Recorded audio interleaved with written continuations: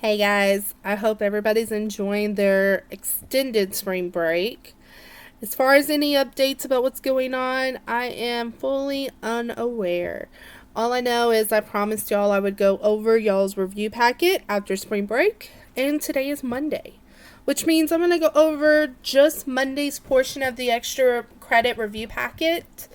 Now, forewarning, I know we haven't covered every single thing this year in algebra, but I will be covering it soon, okay? So just keep updates on your Google Classroom account.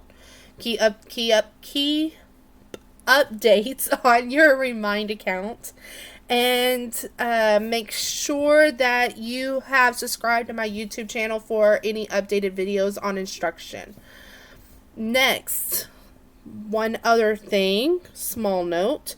If you have any questions, please reach out to me on my district email, okay? And that is also found on your syllabus that's in your notebook. It is found on the district website, and it is also found on your Google Classroom.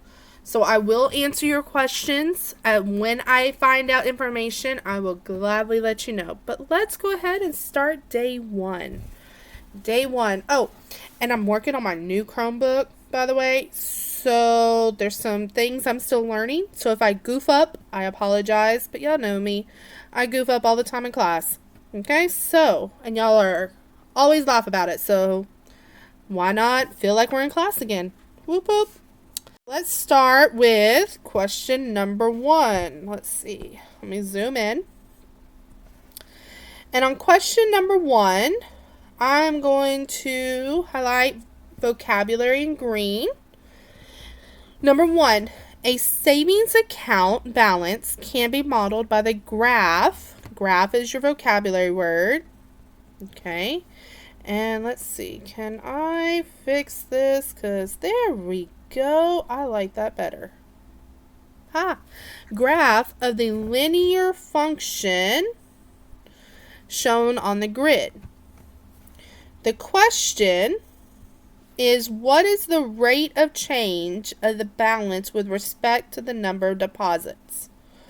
In that question, our vocabulary was rate of change.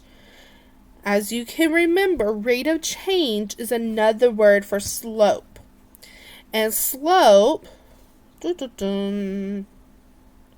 slope, oh Lord, this is gonna be fun. Slope is your rise over your run. Okay? And you can, on a graph, you can make a right triangle. And if you don't want to do it off a right triangle on a graph, you can also use your slope formula, where your rise is your y-axis. So you take 2 points and you subtract them. And then your x-axis is your run. Take 2 points, subtract them. And then lastly, you divide them. So I'm going to do this both ways. I'm going to do this with the right triangle, and I'm also going to do this with the slope formula. So with the right triangle, let's see, I'm learning how to use this. Okay, so I'm going to use my first point where I begin on my y-axis, rise, and then run. But remember, your y-axis is counting by 25s. So you're rising every time by 25. So we have 25, 50, 75, 100. We're rising 100. However, I'm running by 1. So I'm running over 1. Okay. So I rise 100, but I'm running 1. Well, 100 divided by 1 is 100. Yay! Now, if I was to do this with a slope formula, my slope formula, I'm going to take my 2 points. And my 2 points we're going to take our 0, 25, which is that bottom point. And then we're going to take 1, 125, which is the second point. So I'm going to take my y's, 125 minus 25. And we're going to take my x-axis, my 1 minus 0, and I get 100 divided by 1, which again brings me to b. Okay, so let's see if I can reset and zoom in on the second one. Number 2, which expression is equivalent to 7x squared minus 8x minus 5 plus 5x minus 3x squared? This problem, just by noting the question and the vocabulary is equivalent, which means we're not solving, we're simplifying. And simplifying is another word for combining like terms. But you have to remember the invisible one, which means you are distributing as well. Okay, there's distributive property in here. So I'm going to lay out my terms. I'm first going to distribute. So I'm going to rewrite this. Can I undo? How do I undo? There we go. Pen, red. Okay, so I have 7x squared. 7x squared.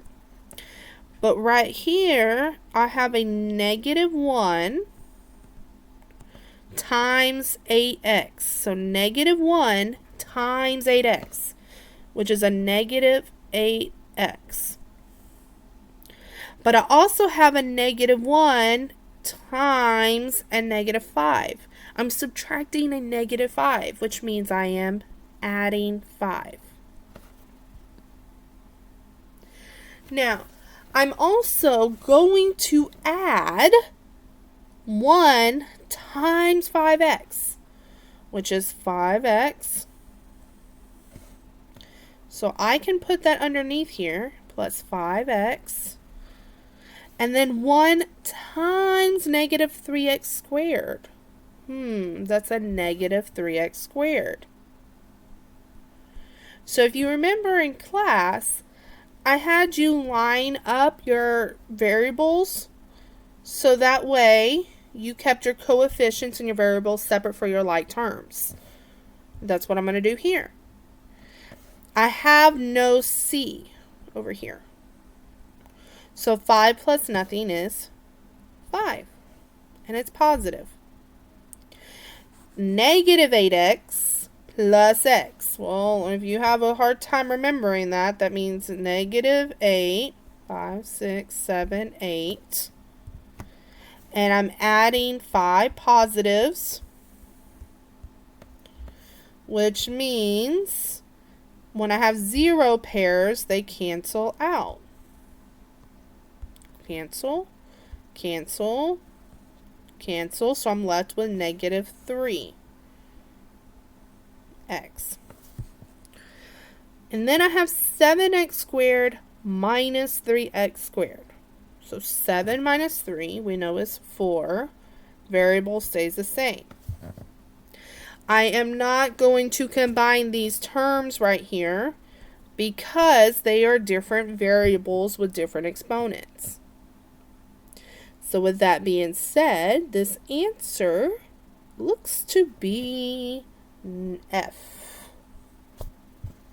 How did you do? I hope you did well. I'm going to reset and we're going to go to the next one. And we're going to zoom in on number 3.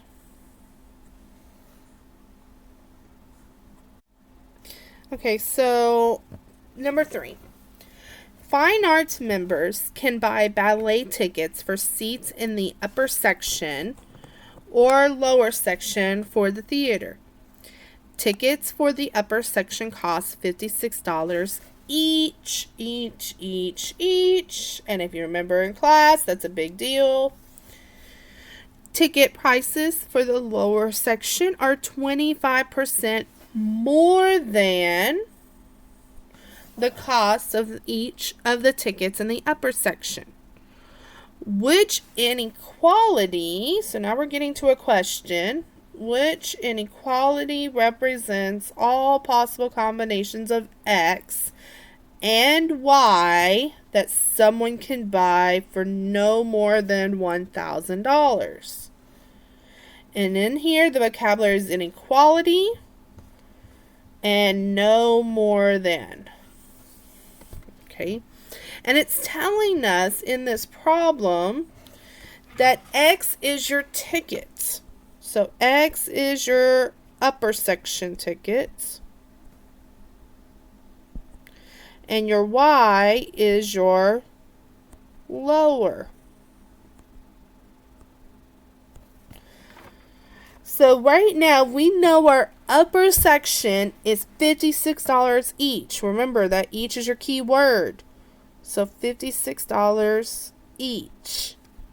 And we know if we add up our Y tickets, we can buy and not spend any more than $1,000. So if I think about this, if I say no more, which means if I go to the store and my mom, or I tell Caleb, my son, and I tell him, Caleb, you get no more than 2 toys at this store. Well, hello, he's gonna choose 2. Can he have 2? Absolutely. So that's an equal sign. And no more, which means I can't go greater. I'm going to be looking at less than. So when we're talking about money here, we're not going to spend more than $1,000, but we can spend exactly that. So just by knowing this, I can eliminate some answer choices. I want less than or equal to. Less than or equal to A, good. B, no. C, good. D, no. So we're down to 2 options. They both have 56X, but now we need to figure out how much Y. So this is where we go back to the question. It says ticket prices for the lower section are 25% more than, so it means we're going to add the cost of the upper section. So the upper section is 56. And we're going to add some number to 56, which is going to give us our cost. So what is this 25%? Well, that would mean if I have, let's say we have $56. And if I have $56, 0 and $56. And I know that 0 is 0%, 56 is 100%, because, hello, 56 is the most it can be for upper section. I know half of that is 50%.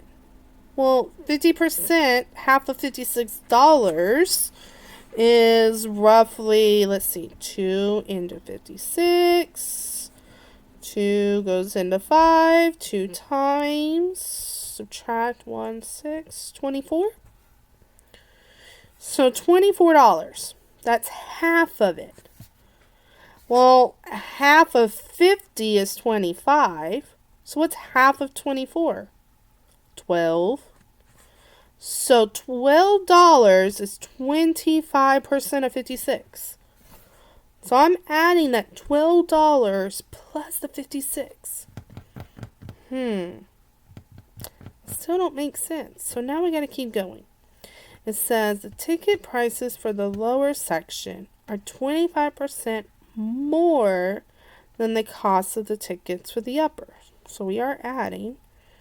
And 12 plus 56, 6, 7, 8, is $68.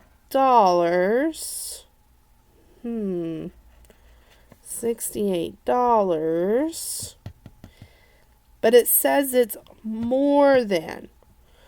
So if I'm looking at my answer choices, because it's all possible combinations, am I going to look for how much is less than that or more than? So I would go with C. Because 70 is more than 68. Because remember, they're saying more than. So we know that $12 plus 56 is exactly 25%. But it wants more than. Okay, so let's reset. I think I'm getting a hang of this new tablet. Yay. If only I could get a hang of our interactive board in the classroom, right? Okay, so number 4. Function R. Ooh, functions. I love functions. Is in the form y equals ax squared plus c. If the values of a and c are both greater than 1, which graph could represent R? I know we haven't fully talked about quadratic graphs in class, but I do know we have talked about the quadratic formula. And if you can remember the quadratic formula we talked about in class, that's also on your star chart, and you have your star chart in front of you because it's on the first page of this packet, is ax squared plus bx plus c.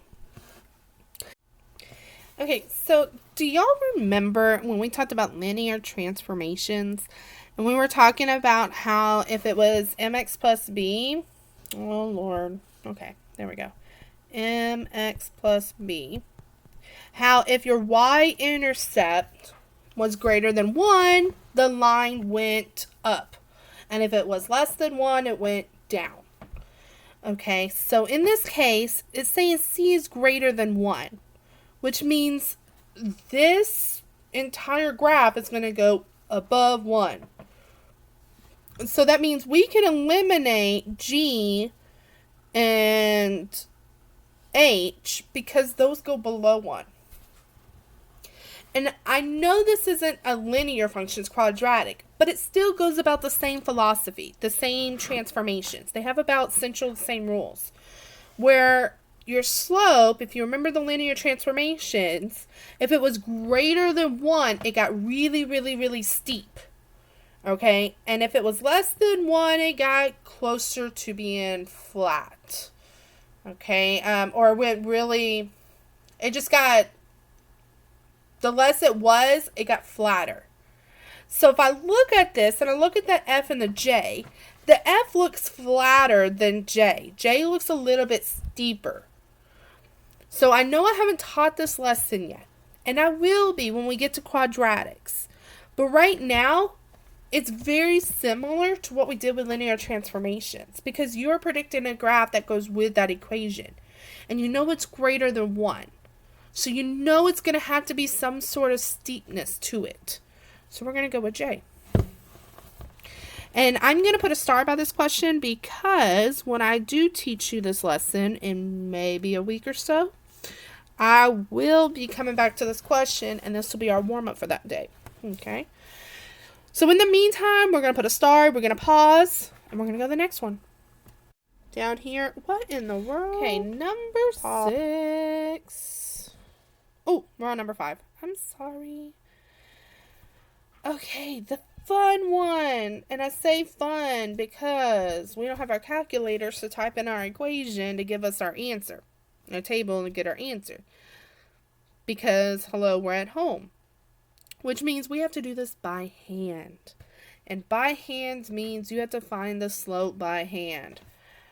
So, remember, we talk about taking 2 points. We only need 2 points. And we're going to use our slope formula. y2 minus y1 over x2 minus x1. This is our first point. This is our second point.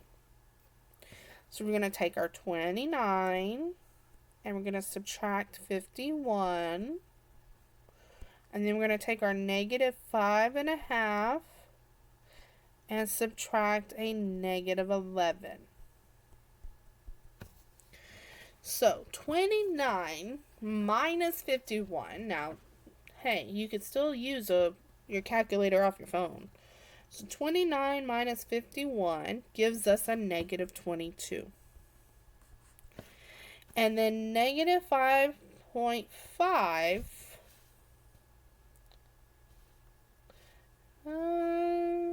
plus, remember this is like a plus 11. It means it's going to be 5.5. And then you just divide 22 divided by 5.5, and you get negative 4. That's your slope. Well, right now you can eliminate D and C and B. Wait, could it be A? Well, let's find out. Let's plug in our numbers. Negative 4 times, let's try this next one. Negative 2 is 8. 8 plus 7, is that 15? Yes, it is. So A is correct answer. Slope formula, guys. Gotta know it. It's on your star chart. Okay, so let's see. Uh-oh. Reset. Wait, it didn't reset. Uh-oh. Uh-oh. How do I do this? There we go. Ha ha ha. Told y'all I'm learning. Okay, so this question, which expression is equivalent? Whoa, this is the factoring that we did before we left for break. Oh my goodness. So now we need to find our A. Equals 2. Our B equals 7. Our C equals negative 15. And then we're going to make our X. We're going to multiply A and C. Well, what's 2 times negative 15? And that is negative 30. And we're going to put our B up here. So what multiplies each other and gets negative 30? But adds up to 7. So negative 30. Well, let's do our multiplication facts. So we got 1 and 30. 2 and 15. 3 and 10. 5 and 6. Okay, well, I know 5 and 6 doesn't make 7. But 3 and 10 does. So that means 3 and 10.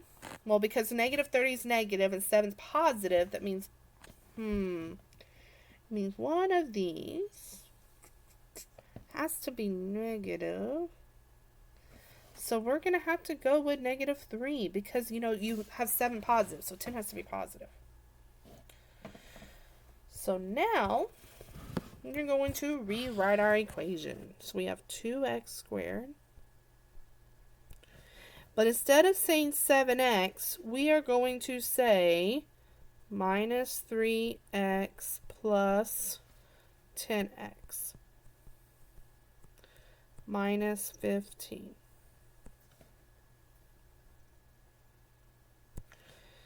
And then from here is where you split. And then you factor. So on this left side, we have an x in common. And if I take it out, I'm left with 2x minus 3. And on the right side, you have 12 and 15. Wait, 12 and 15. 12 and 15. I know that they have a 3 in common. And so we can take the 3 out. Wait, that's not 12, that's 10. Oh. Undo. I wish I had a stylus over here. Because this is a 10. Sorry. 10 and 15. So 10 and 15 have a 5 in common. And so if I take 5 out of 10x, that's left with a 2x. If I take a 5 out of a negative 15, that's left with a negative 3.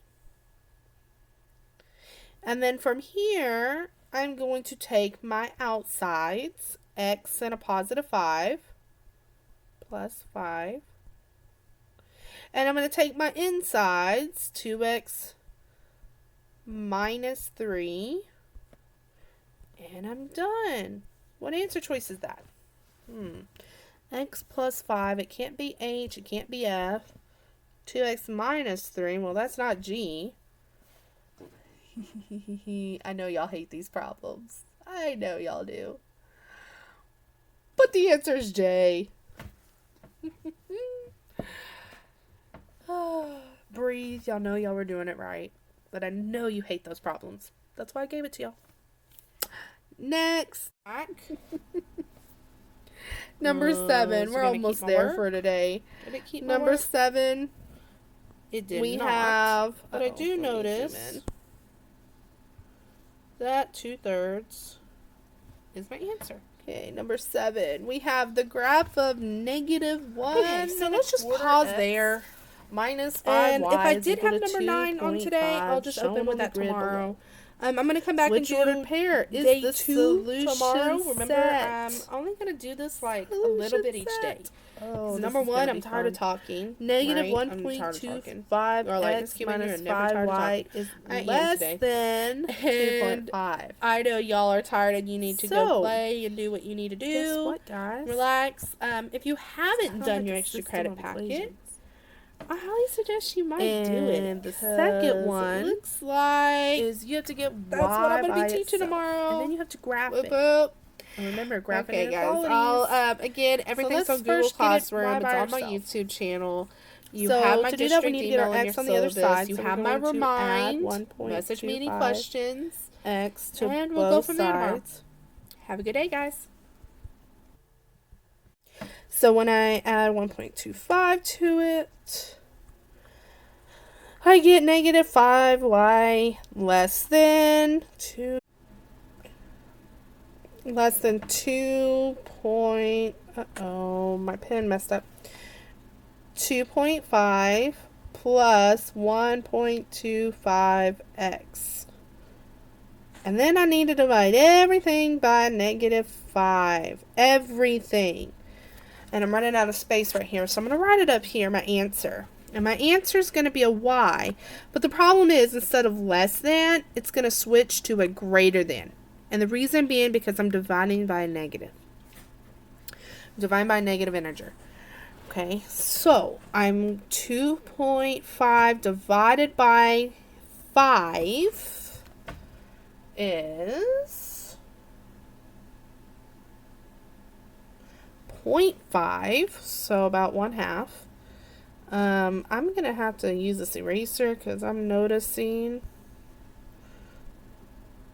Guys, my next video will be better because I'm getting a stylus that's going to work with this computer. So it's a 0.5 minus, because a positive divided by a negative is a negative, 1/4 x. And if you want to know why I went from 0.25 to 1/4, is because I'm talking about this being the slope. And the slope is always a fraction because when you're graphing, it's rise over your run. So I'm going to change that 0.25 to a fraction because I need to rise over run. But I can't forget to put that negative on my y-intercept. Because when I divided a positive by a negative. Okay, so I had to pause because my screen messed up. But if I divide by negative, it's a negative. So what I notice is this line the same as the one that's graphed? Absolutely. But if I wouldn't have changed it, I would have shaded everything less than. And it's not that I'm shading everything less. I'm actually shading everything above it. Okay? Because once I solve for y, I notice that it is shaded everything above the graph. So when I do that, I can then see that if I look over here, -4, 0.5, well, that's actually on the line, but this doesn't say equal. Okay, so it's actually a dashed line. So it can't be A. B says 1.5 and -2. So 1.5 and -2. 1.5 and -2 is down here. And that's not in the shaded zone, so that's wrong. -1 and 0 is in the green zone. And 0, -1 is not. So the answer is C. Okay, and then, let's see. Reset, zoom in, and let's solve. Number 8. And I want to say this is the last one I had for Monday, for that day 1 through 8. So let's try this one. If not, I'll do one more to number 9, and then we'll go from there. So number 8. What value of x makes the equation 5 times 7x minus 3, close parentheses, minus x equals -4x minus, open parentheses, -9 minus 2x, close parentheses. Okay. Number 1, there's 2 ways you can do this. 1, you can do the long way and solve for x. Or number 2, you can plug in each answer choices, 1 on the left, 1 on the right, and if they're equal to each side, then that's your answer. So let's do that. Okay, so I have the first one. 5 times 7 times 1/2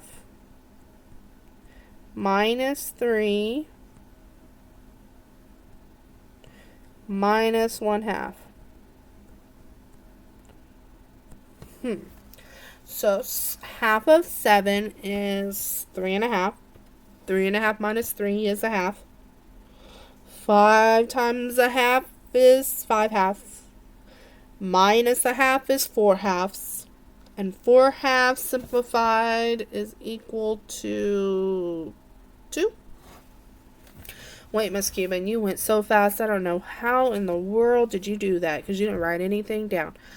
Okay, so I'm doing GEMDAS. Okay, I'm starting with my grouping symbol. My grouping symbol says 7.5.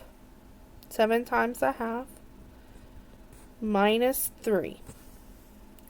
And in there, I have to do multiplication first.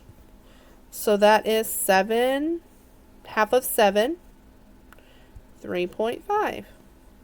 Minus 3 is 0.5, which is the same as saying 1/2. And then I multiply that by 5. So 5 times 1/2, guess what, guys? It's 5/2. Okay, parallel park. And then I'm going to take away 1/2. Well, 5 minus 1 is 4. Denominator stays the same. Simplify that, and that's equal to 2.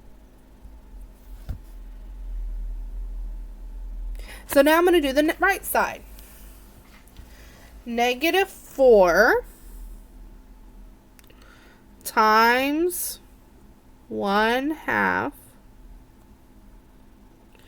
minus -9 minus 2 times 1/2. Start with your parentheses. So -9 minus. So first you have to multiply. What's half of 2? 1. What's -9 minus 1? Well, that's -10. Okay, so now I'm left with -4 times 1/2 minus, and in here I have -10. So what's half of 4? 2. So -2 minus a -10. So negative 2 plus 10 is 8. Guys, F is wrong. F does not work. Okay. So let's try G. Now, I know some of you are like, Miss Cuban, can you please do it a different way? These fractions confuse me. And I don't have my calculator at home, and I can't do this. I already hear y'all. I hear y'all from home. Okay, so with that being said, I am going to take the same problem, and I'm going to do it mathematically with, and see if we don't get another answer choice. So I can show you both ways. I wanted to first show you this way, because a lot of times y'all are going to use this with a calculator. So let's see, I'm going to add, and we're now going to solve this problem. 5 times 7x minus 3 minus x equals negative 4x minus negative 9, come on, minus 2x. And I'm going to split my equal sign. So first things first, I'm going to use distributive property and simplify this equation. So I'm going to start with the left side. 5 groups of 7x. So I have 5 groups of 7x, which is 35x. And then 5 groups of negative 3, which is negative 15, minus x. And on this left side, I have 35x and I have a negative x. So that means I'm subtracting 1x. So I have 34x minus 15. And now I do the right side. Well, I have to use the distributive property as well, except I have an invisible 1. So negative 1, so I have negative 4x. Let's write that down first. I have a negative 1 group of negative 9, which is a positive 9. And then negative 1 times negative 2x. Well, that's a positive 2x. And then I combine my x's. So negative 4x plus 2x is negative 2x. Bring down my 9. Boop, boop. Now I got a simple equation. I'm going to box my variables. And I need to get rid of the smallest one. So the smallest one is that 2. So instead of subtracting 2, I'm going to add 2x to both sides. And I get 36x minus 15 equals 9. Now I get my constants on the other side.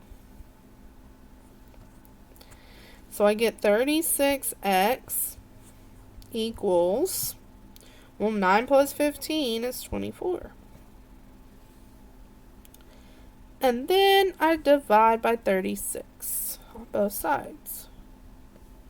So I get x is equal to, well, 24 divided by 36. So let me simplify that. I can divide by 12 because they both have 12 in common. So 24 divided by 12 is 2, and 36 divided by 12 is 3. So my answer is 2/3.